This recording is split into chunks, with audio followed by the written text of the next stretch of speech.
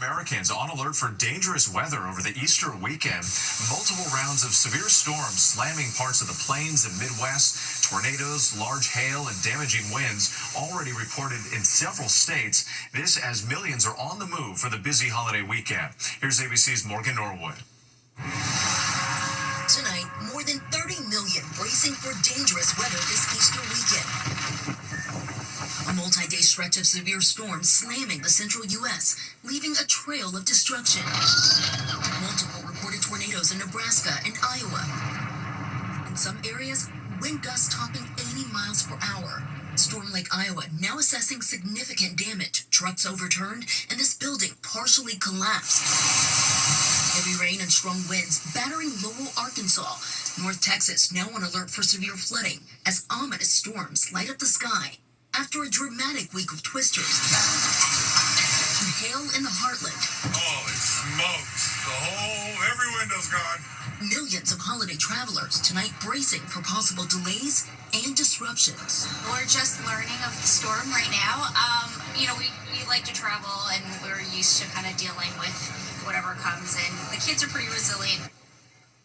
But we're already starting to see thousands of flight delays, many of them out of Dallas, right where their severe storms are hitting. That's according to FlightAware. But look, with millions of Americans on the move tonight, there's concerns that the number of flight disruptions will only continue to grow. Holiday travelers already feeling the impact. Morgan, thank you. Let's get right to meteorologist Danny Beckstrom with our New York station WABC. And Danny, more storms in the forecast for Easter Sunday. Yes, Whit. The severe weather threat lasts through the holiday weekend in the same areas that have dealt with this for days. The slow-moving system brings wide-ranging impacts, with soaking rain and strong storms from Texas into the heartland and heavy snow in the Rockies impacting travel. The next round of severe storms fires up across the southern plains this evening, with the potential for dangerous, significant flash flooding overnight from North Texas into southern Missouri. By tomorrow afternoon, Easter plans could be impacted, with the greatest risk in Missouri and Arkansas, as a line of severe storms brings a threat for damaging wind and tornadoes, with the flash flood concerns continuing. While stormy weather could impact travel in the central U.S., it's a quiet Easter on both coasts, but turning more seasonable here in the Northeast after a very summer-like Saturday. Whit? All right, Danny Beckstrom, thanks so much. Now to that deadly shooting at Florida State University. We move overseas now to the high-stakes nuclear talks between the U.S. and Iran. A second round of talks completed earlier today in Rome. A U.S. official saying, quote, "We made very good progress. Both sides expected to meet again soon." Here's ABC's Marcus Moore at the Vatican tonight. Tonight, a second round of talks between the U.S. and Iran. American delegates arriving in a convoy to the Omani embassy in Rome, as the Trump administration seeks to curb Iran's advancing nuclear program. Today's meeting lasting 4 hours, U.S. officials saying in a statement they, quote, "made very good progress," adding that the two countries agreed to continue negotiations in the coming days. It comes a week after the two sides held separate talks in Oman, their first contact since President Trump returned to office. Just yesterday, the president repeated his vow that Iran will not develop nuclear weapons. Some kind of civil nuclear program? No impact whatsoever. I'm for stopping Iran, very simply, from having a nuclear weapon. They can't have a nuclear weapon. In his first term, the president withdrew the U.S. from the existing nuclear deal brokered by the Obama administration. He has repeatedly threatened military action if an agreement isn't reached.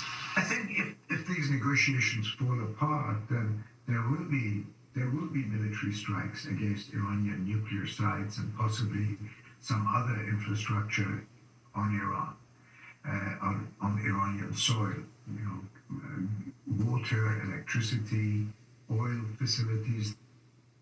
Marcus Moore joins us now. And Marcus, separately from that American delegation, Vice President J.D. Vance was also at the Vatican today.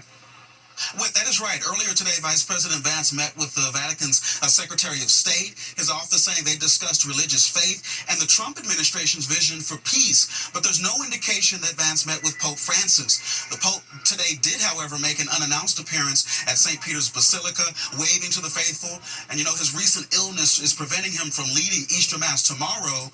And while it appears the Pope and Vice President did not meet, the Vatican press office did release a statement on Vance's meeting with the Secretary of State, saying they exchanged opinions on difficult humanitarian situations, particularly involving migrants and refugees. Whit. Marcus, thank you.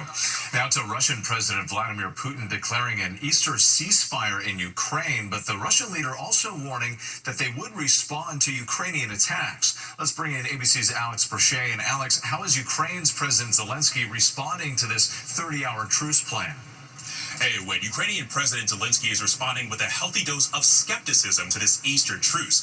In a statement tonight, Zelensky saying that this is yet another attempt by Putin to play with human lives. And he says that while some conflicts have quieted, they are still seeing Russian attacks.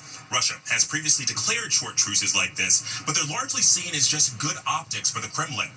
There is pressure to make progress on peace, as Secretary of State Marco Rubio indicated late this week that the U.S. was going to move on if Russia and Ukraine did not show signs of promise. U.S. Envoy Steve Witkoff was in Moscow for possible ceasefire discussions just earlier this week. And tonight, Zelensky did say that if this truce holds, he proposes extending it further. The current ceasefire agreement is set to expire after the Easter holiday. Wait. Alex Brochet, thank you. Next tonight, protests against Trump administration policies continue across the country. People taking to the streets in New York, Washington, D.C., Raleigh, Denver, and other cities. Many demonstrating against federal layoffs and the immigration crackdown. It comes 2 weeks after thousands gathered for similar protests nationwide. And today marks the 30th anniversary of the Oklahoma City bombing. The names of the 168 people killed, including 19 children, were read aloud. Former President Bill Clinton among those honoring the lives lost and the survivors. It's considered one of the worst acts of domestic terrorism in the nation's history, destroying a 9-story federal building. There's much more ahead on This World News tonight. On Saturday, a mass casualty incident on a Texas interstate, what authorities are saying about the cause. And Dodgers superstar Shohei Ohtani has a new achievement to celebrate.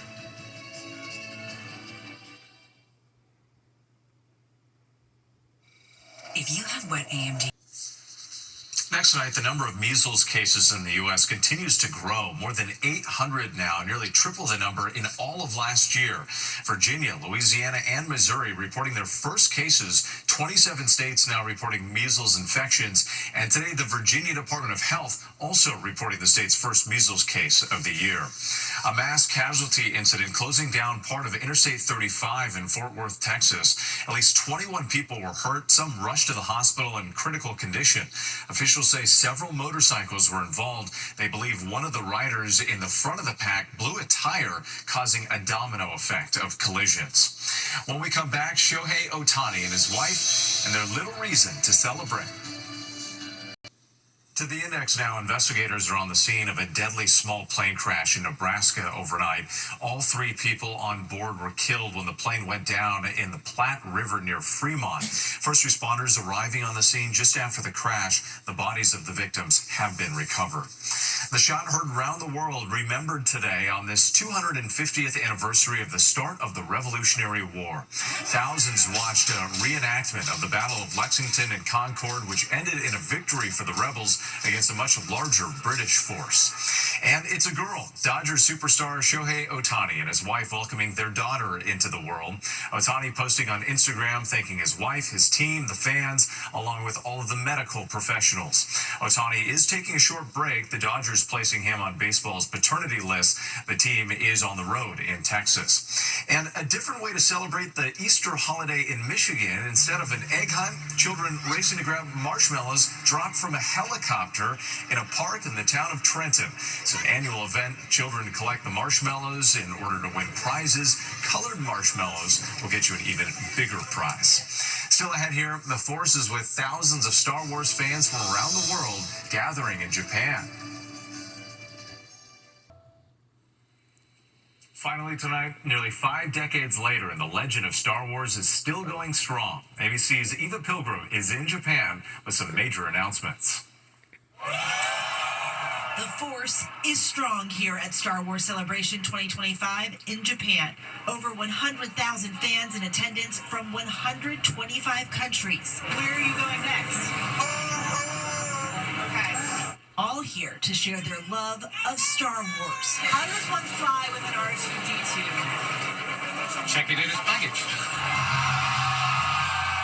Ryan Gosling revealed as the lead in the next standalone Star Wars story, Starfighter. It seems your mother sent us an image that she wanted to share with the family. Can you explain what we're looking at here? Yes. This is a picture that my mom sent of my bed sheets when I was 5. Details are slim, but we know it will feature a new batch of characters and start shooting this fall to release Memorial Day weekend 2027. 50 years after the original Star Wars debuted, with Sean Levy directing. All right, kid. Hang on. The Mandalorian and Grogu taking center stage. Along with the brains behind the Disney Plus series turned feature film releasing next year, Jon Favreau and Dave Filoni are Star Wars royalty. When you see all of this out here, the sort of love that they clearly have for the two of you. And he walked on stage, and it was like Beyonce.